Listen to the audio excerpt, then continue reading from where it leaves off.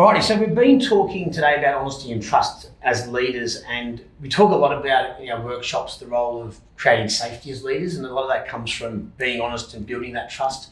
But also we see a lot of common mistakes by leaders who don't speak openly and honestly with their teams and hide information from their players, thinking they don't want to rock the boat or create that unsafety. But the reality is, by being dishonest, we create more anxiety, don't we?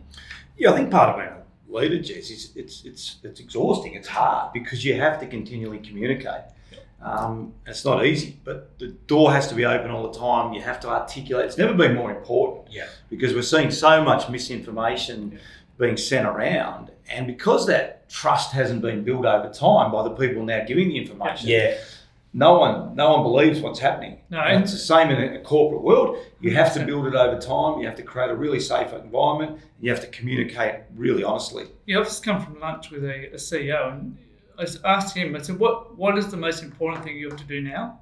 And he said, give direction and confidence to the team and give them hope. Just so they know what's happening, they know that it's okay, and they know there's somewhere to go. So I think it was a really powerful message in terms of be really clear.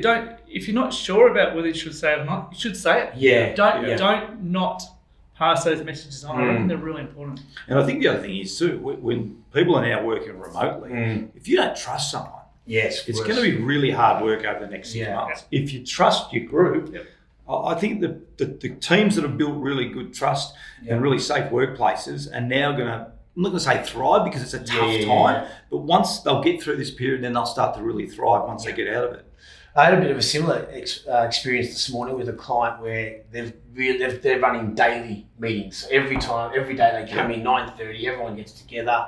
And then on the flip side of that, they've been getting emails and texts from the team saying, thank you so much. So I was pretty proud of that because that's really leading to that honesty and trust that we're talking about.